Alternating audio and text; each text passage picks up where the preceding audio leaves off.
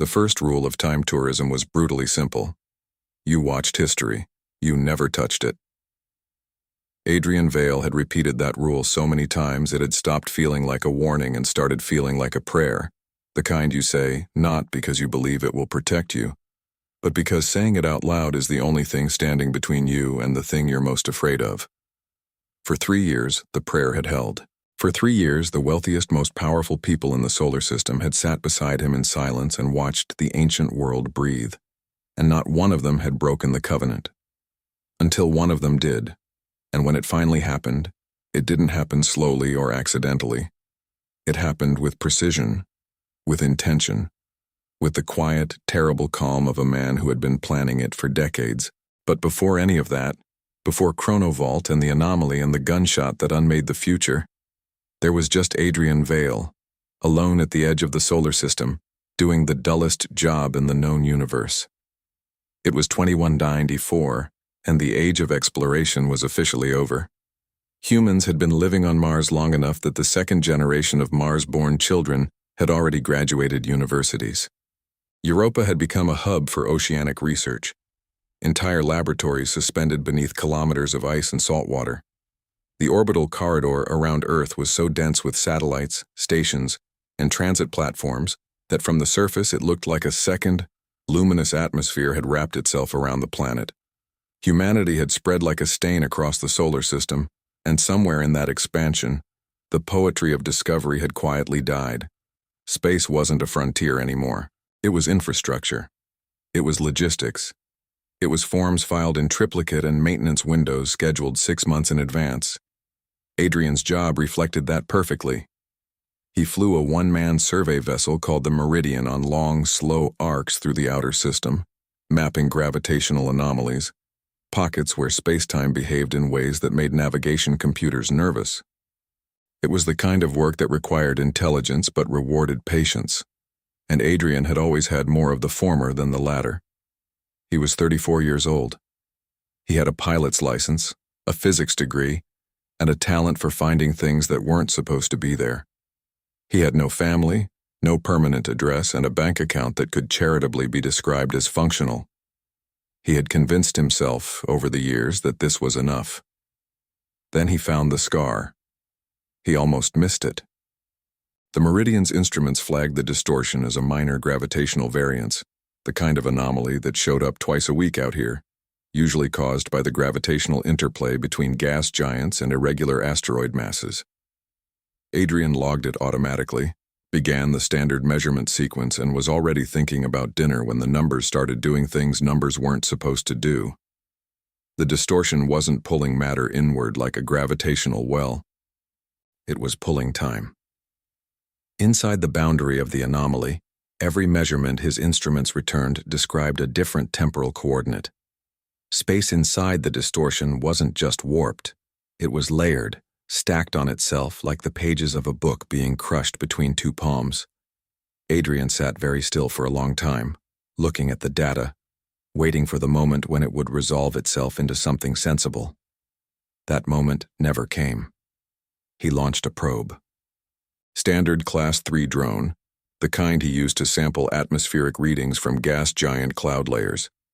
It crossed the distortion boundary and vanished. Not gradually. The telemetry didn't fade or degrade.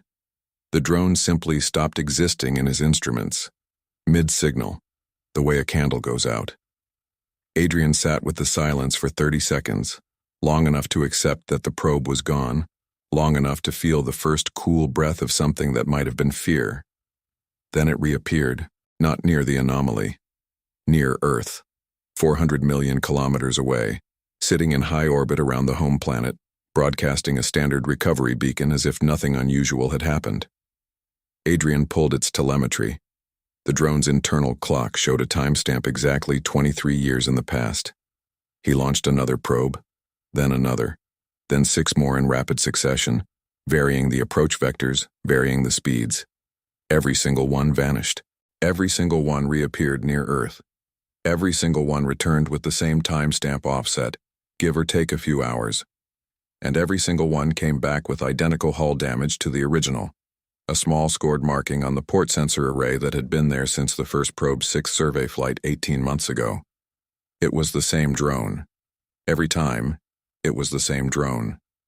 And it had been going to the same moment for every single test. Adrian sat in the pilot's chair of the Meridian for what might have been 6 hours and might have been 10 minutes. The distinction felt suddenly less important than it used to. He was looking at the only stable, repeatable, navigable time corridor ever documented by human science. He was the only person in the solar system who knew it existed. He could report it. He thought about what that would look like. The bureaucratic machinery that would descend on this location within weeks. Government research vessels, military escort ships, academic teams from 17 different institutions all fighting over jurisdiction. The discovery would be his, technically, for about 30 seconds. After that, it would belong to committees and subcommittees and interagency working groups and peer-reviewed journals. Adrian would spend the rest of his career giving depositions. He thought about that for a long time. Then he called in a false negative on the anomaly survey, logged the coordinates as gravitationally inert, and began designing what would eventually become the most secretive and profitable company in human history. ChronoVault had no office, no registered address, no web presence that anyone outside its client list could find.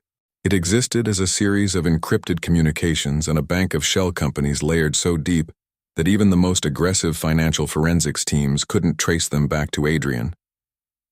The invitations went out through private channels, whispered from one ultra-wealthy contact to another, passed along at orbital station dinner parties and in the back rooms of private clubs on 3 different worlds. The pitch was simple. Adrian could take you to the past. Not a simulation, not a reconstruction.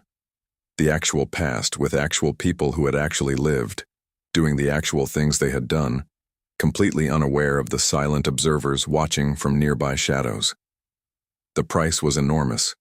The waiting list grew anyway. Adrian built his rules carefully, the way an architect designs load-bearing walls. Not for aesthetics, but because without them, everything collapses.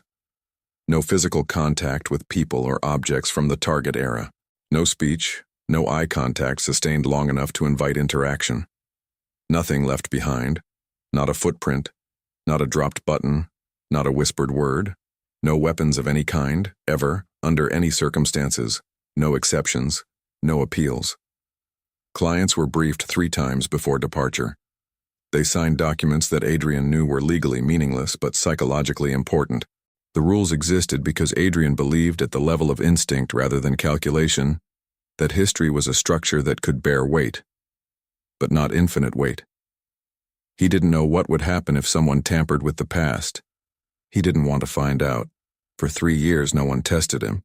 The experiences were extraordinary. A tech billionaire from the Martian colonies wept openly while watching the Wright brothers' first flight. The actual aircraft. The actual Ohio wind. The actual moment when human beings first understood that the sky could be negotiated with. A woman who had inherited a pharmaceutical empire asked to witness the construction of the Parthenon, and spent 4 hours so quiet and so still that Adrian had to check twice to confirm she was breathing. A former head of state watched the signing of a document whose contents had shaped his entire career, and stood close enough to see the ink dry on the page. One client, a man who had made his fortune in orbital mining and spent the years since trying to find experiences that matched the scale of what he'd built, asked to witness Pompeii the night Vesuvius erupted. Adrian had never been back to the sites that involved mass death on principle, but the client's credentials were impeccable, and his behavioral profile raised no flags. They stood on a hill above the city and watched the cloud rise, and the client never moved, never spoke, never tried to descend toward the town. He simply stood there watching thousands of people's last hours, and when Adrian finally said it was time to leave, the man nodded and walked back to the ship without a word. That experience was the one that began to unsettle Adrian, not because of what the client did, but because of what he felt. Adrian had spent years telling himself that the clients came for awe, that witnessing history made them feel small in a productive, humbling way. But standing on that hill watching the man watch Pompeii, Adrian had seen something else in his posture. Not humility, not reverence, something that looked disturbingly like ownership, like a man surveying property. He cataloged that feeling and moved on. Business was good. The rules held. Everything was fine. Then Silas Voss joined the guest list. The name came through 3 intermediaries, each one more cautious in their endorsement than the last, which paradoxically made Adrian more curious rather than less. Voss was known, celebrated in certain circles, as a man who had dedicated his considerable fortune to chasing the boundaries of human experience. He had been on the first privately funded mission to land on a rogue planet in interstellar space. He had commissioned a pressurized suit specifically designed to allow him to float in the upper atmosphere of Jupiter for 6 hours. He collected firsts the way other people collected art. The word that kept appearing in the background reports Adrian ran on him was boredom. Silas Voss was terrified of it. He organized his entire life around defeating it. Adrian accepted the referral. He scheduled a standard intake briefing. Voss arrived precisely on time to the neutral meeting location, a private lounge in a transit station orbiting between Earth and the Moon.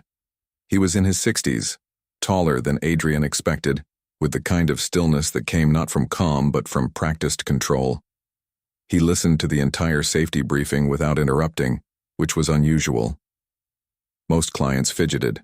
Most asked questions designed to demonstrate their own sophistication. Voss just listened, hands folded, eyes steady, giving Adrian the disconcerting sensation of being measured rather than informed.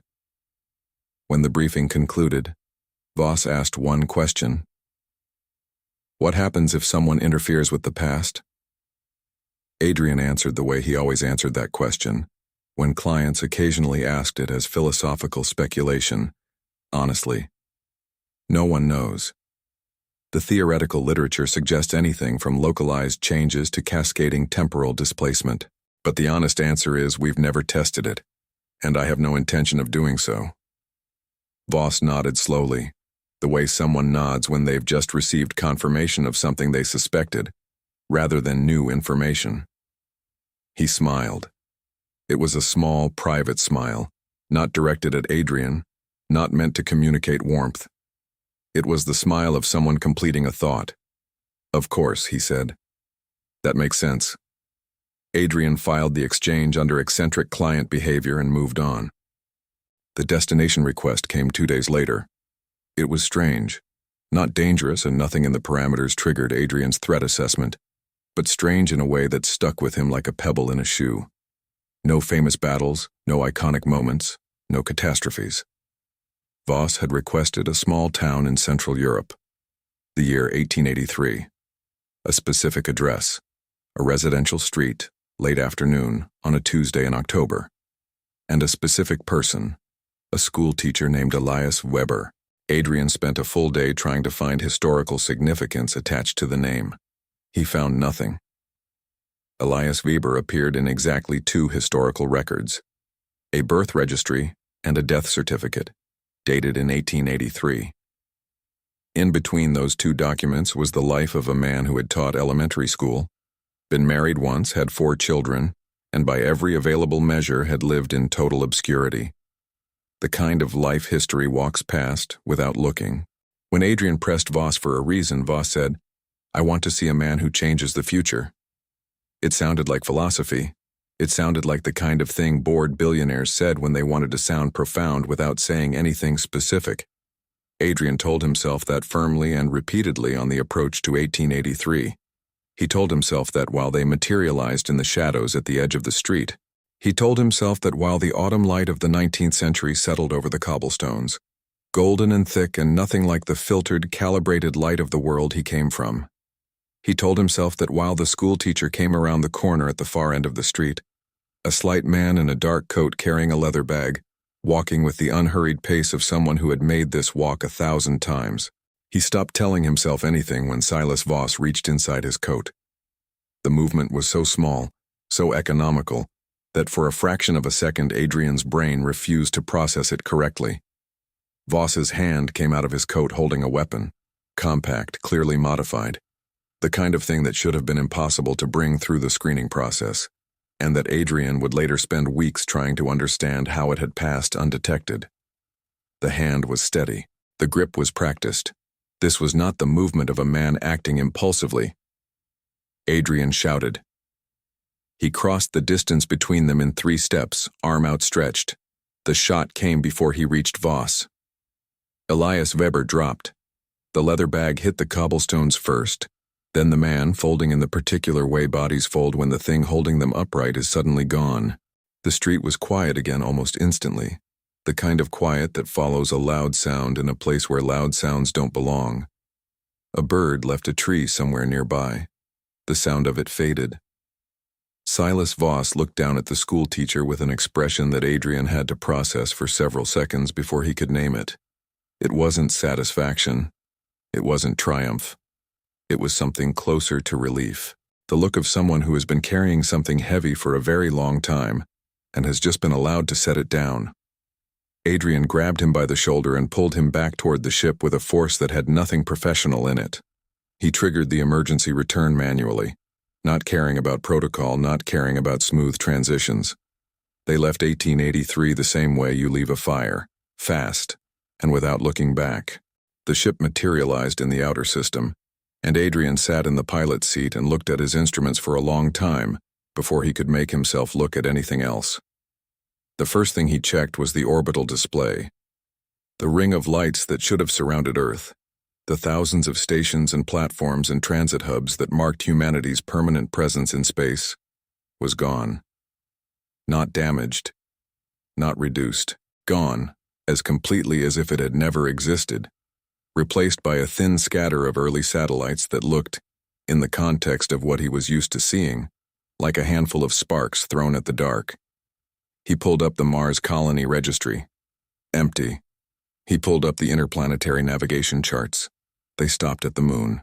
He sat with the silence of that for a long time, long enough for the number of things that no longer existed to fully accumulate in his mind, long enough to understand that the world he had left an hour ago was not the world he had returned to. Then he started digging. He needed to know why. It took 3 weeks of careful, quiet research conducted under a false identity on a network that no longer remembered most of the history he was trying to reconstruct. The answer, when he finally assembled it, was so clean in its logic that it felt almost elegant. Almost. Elias Weber had lived. In the original timeline, the one Adrian remembered, the schoolteacher had lived and had children, who had children, who had children. Generations later, a woman named Dr. Lena Weber had been born in a research colony on the European continent. She was a physicist, specializing in gravitational mechanics, and in 2157, she had published the theoretical framework for gravitational compression drives, the technology that made practical interplanetary transit possible, that made the orbital ring possible, that made Mars possible, that made Europa possible, that had eventually made Adrian's survey job possible. Without her, the expansion never happened. Without the expansion, Adrian never found himself in the outer system. Without the outer system survey, Adrian never found the anomaly. Without the anomaly, ChronoVault never existed. Without ChronoVault, Silas Voss had no way to reach 1883. Adrian stared at that chain of logic for a very long time. Then he went to find Voss. He found him in a rented room in what remained of an orbital station that had, in the world Adrian remembered, been a thriving transit hub, and was now a modest way station with 2 functioning corridors and a cafe that smelled like recycled air. Voss was sitting at a table with a cup of something warm, looking out a porthole at the diminished Earth below, and he looked utterly, completely unsurprised when Adrian walked through the door.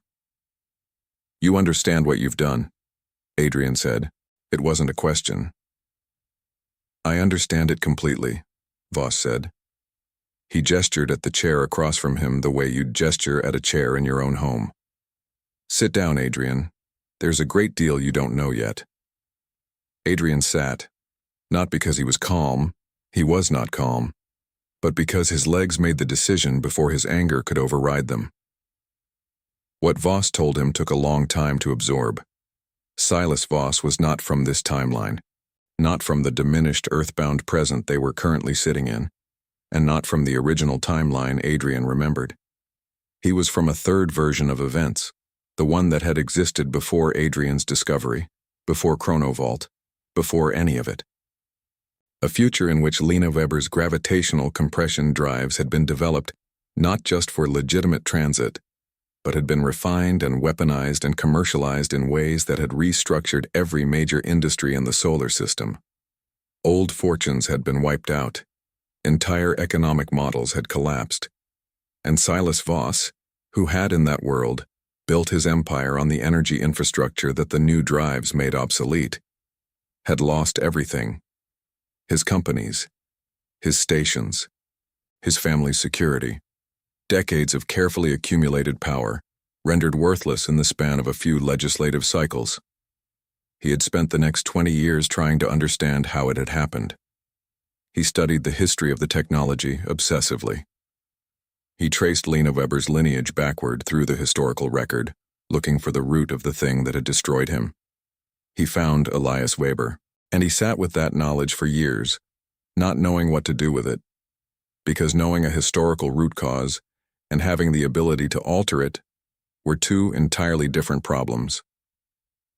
Then, in the records of a financial investigation into a series of anomalous shell companies, he found the first thread of evidence pointing toward the existence of ChronoVault. He pulled that thread. He found Adrian, and he understood, with the clarity of a man who has been waiting for an answer long enough that patience has become indistinguishable from certainty, that the universe had handed him exactly what he needed. He didn't approach Adrian directly. He joined the referral chain. He waited for the invitation. He booked the tour. He spent months constructing a screening-proof weapon small enough to conceal in a coat. He answered Adrian's briefing questions politely and thoroughly. He asked exactly one question. "I needed you to take me there," Voss said. "I couldn't reach 1883 any other way. I needed ChronoVault. I needed you." Adrian looked at him across the table. "You used me." "I built a path," Voss said, "using the materials available to me." "You destroyed the future." Voss shook his head slowly. "I corrected it. The future you remember, the one you think of as real, was already a deviation. It was a world built on a technology that should never have scaled the way it did, that benefited the wrong people in the wrong ways, that—" "I don't care," Adrian said. "I don't care about your empire. I care about the fact that billions of people who existed yesterday don't exist today because of what you did." Voss looked at him with something that might, in different circumstances, have been pity. "They still exist, Adrian. They're just living different lives. Smaller lives, perhaps, but alive." Adrian left the room. He went back to the Meridian and sat in the pilot's chair and worked through the logic of it for the next 18 hours without sleeping. He worked through it the way you work through a maze, retracing every wall, checking every dead end, looking for the path that leads out. But every path he tried led to the same place. The paradox was airtight. Voss needed ChronoVault to reach 1883. ChronoVault needed the anomaly. The anomaly needed Adrian to find it. Adrian needed the Outer System Survey. The Outer System Survey needed interplanetary infrastructure. The infrastructure needed Lena Weber. Lena Weber needed Elias Weber to survive long enough to have children. Elias Weber was dead, which meant the infrastructure didn't exist, which meant Adrian's survey job didn't exist, which meant Adrian never found the anomaly, which meant ChronoVault never existed, which meant Voss never reached 1883, which meant Elias Weber was still alive. But Elias Weber was dead. The timeline was eating itself. Adrian worked through it until his eyes hurt, and then he worked through it some more, because somewhere in him was the stubborn conviction that problems were solvable if you applied enough intelligence and enough patience. And it was only after the 18th hour that he allowed himself to understand that this one was different. This wasn't a problem with a solution at the end of the chain. This was a loop, a closed knot, something that had never been designed to be undone. He pulled up the anomaly's recorded data one more time, not to study it, just to look at it, the way you look at something familiar when you're trying to think. And that was when he noticed the thing that changed everything. He had been so focused on what the anomaly did that he had never properly studied what the anomaly was. The energy signature was wrong.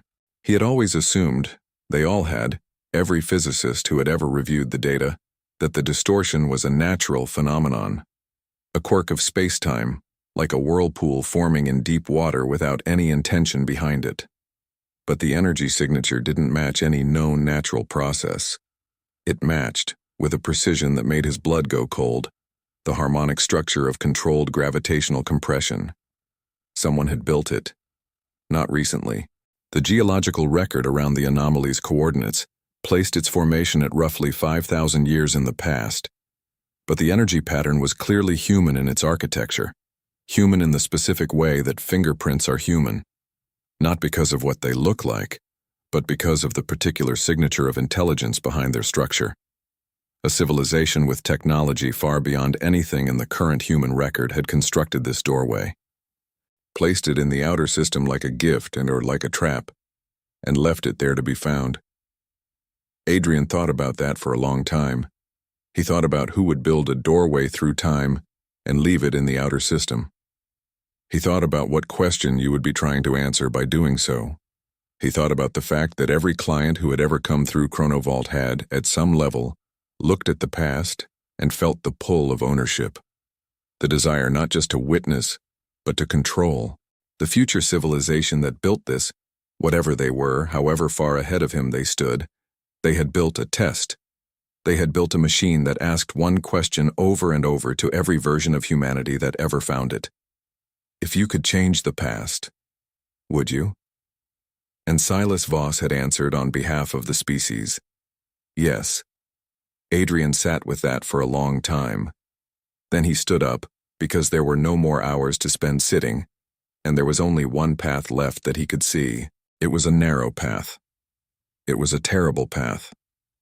But it was the only one that ended with Elias Weber alive on a cobblestone street in 1883, with his leather bag and his quiet life, and the 4 children he was supposed to have. The only path that ended with Lena Weber working late in a research colony 170 years from now, writing equations that would carry humanity out into the dark. The only path that ended with the future restored. Not his future, not the future he had built, but the future, the one that was supposed to happen. To walk that path, Adrian had to travel backward one more time, not to 1883, to the outer system, to the day he had first seen the scar in space. He had to find himself, his younger self, 34 years old and ambitious, and completely unaware of what he was approaching, and he had to stop what happened next. He had to make sure Adrian Vale never flew into the anomaly. ChronoVault would vanish. The tourist trips, the weeping billionaires, the front row seats to history. All of it would close like a book. Voss would lose his path to 1883. Elias Weber would grow old and have children and be forgotten by history in exactly the way he was supposed to be forgotten, and the world would turn on without ever knowing his name. Lena Weber would be born in a research colony and work late into the night, and write the equations that would carry the species forward. And humanity would look up at the stars with the particular hunger that Adrian knew so well. The hunger he had felt the first time he flew beyond the orbit of Neptune and understood how much universe there was left to explore. All of that could still happen, if he didn't survive this. He set the Meridian's course one final time. The anomaly waited where it always had, patient and strange and glowing faintly at the edges in a way that had no scientific explanation. Adrian sat in the pilot's seat and watched it fill the forward display, and thought about all the things that ChronoVault had given the world. The awe, the weeping billionaires, the woman who had stood in the shadow of the Parthenon and forgotten to breathe, and understood that none of it justified what had happened at the end. That a door, however magnificent, was only as safe as the people who chose to walk through it. He could see the younger ship already. The Meridian, early in its survey run, instruments live and pointed at the anomaly, the younger Adrian inside running his first measurements and not yet understanding what he was looking at, not yet making the choice that would define everything. Adrian flew close enough to be seen, close enough for the instruments on the younger ship to register him as another vessel, close enough for his voice to carry on the short-range channel. He opened the channel. He said the only words that could save everything. 4 words, precise and terrible, and the most important thing he had ever said. Turn around. Go home. He watched the younger ship's nose angle away from the distortion, watched it begin the long arc back toward the inner system, watched it carry the younger version of himself away from the discovery that should never have been made. The younger Adrian would file his report. The anomaly would remain unlogged, uncharted, invisible in the vast architecture of the outer system. ChronoVault would never exist. Silas Voss would grow old and bitter in a world whose future he couldn't touch, and Elias Weber would live. Adrian held the meridian steady and watched until the younger ship was gone from his instruments. Then the paradox completed itself. Because he had stopped himself from ever finding the anomaly, he had never built ChronoVault. And without ChronoVault, he had no ship capable of making this final flight. And without this final flight, the younger ship would have no reason to turn away. The warning that saved everything required the existence of the man who could no longer exist once the warning succeeded. The last thread of the knot pulled tight. The instruments went dark. The meridian fell quiet. The anomaly pulsed once, slow and warm, in the forward display. Adrian Vale looked at it and thought, this is what the builders wanted to see. Not whether humanity would build the machine, not whether they would find the door. They already knew the answer to those questions. They wanted to see whether, when the damage was done and the loop was closed and the only remaining path required the architect of the disaster to unmake himself, whether a human being could choose that. He thought the answer might be yes. The future was already rewriting itself somewhere behind him, humanity's long reach back toward the stars beginning again from the point where it should always have begun, and Adrian Vale sat in the silence of the outer system and watched the anomaly pulse and felt for the first time in a long time something that was not quite peace but was close enough to peace that the distinction stopped mattering. Centuries passed.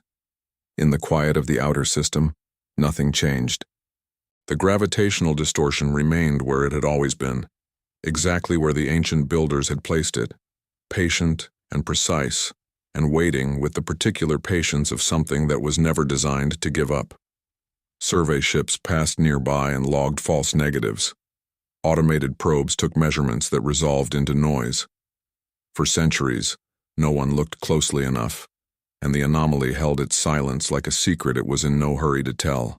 And then a survey vessel called the Cassini-7 made an unscheduled deviation in its mapping run, because its pilot, a young woman named Dr. Sarah Holt, 29 years old, the kind of person who found the unexplained things magnetic rather than alarming, noticed something unusual in the gravitational variance readings off the port bow. She looked at it for a long time. She launched a probe. The doorway opened. It had been waiting all along. So, that's the end of this story, but there are plenty of other great ones right here. Before you go, don't forget to hit that like button, subscribe, and ring that little bell.